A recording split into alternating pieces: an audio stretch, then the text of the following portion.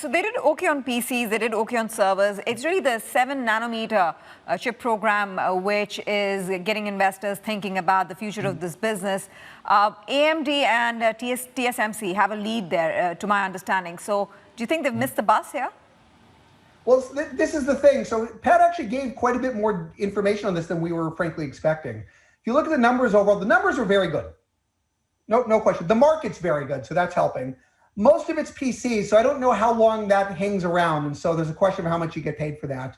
The guide is not quite as good as it looks. There's a $500 million like one-timer in there that actually means that the data center guide itself, if you sort of correct it, is probably not as good as it looked at first glance.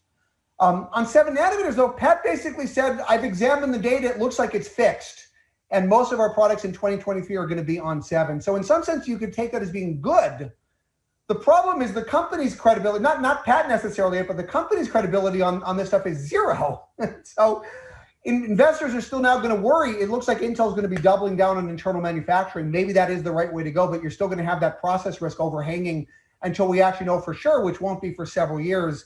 And in the meantime, they're also going to be increasing outsourcing, so you're going to get margin compression from that, along with the perceived risk of the process because they've decided now mostly to take it internally. So there's a lot of unknowns here.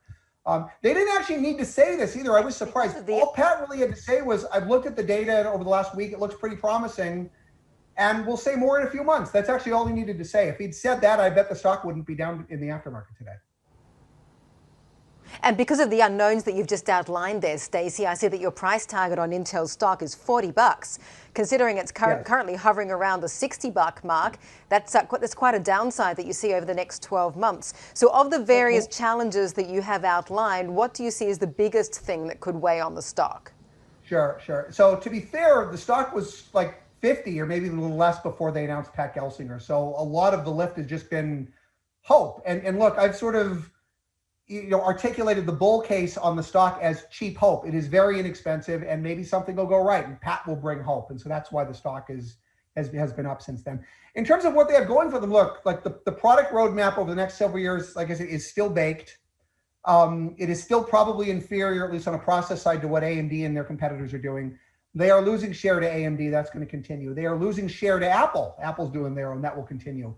Microsoft may be doing their own chips now. Amazon is deploying ARM-based server chips. We're seeing other accelerators from companies like NVIDIA that are taking workloads away from CPUs in the data center. All of this is going to continue.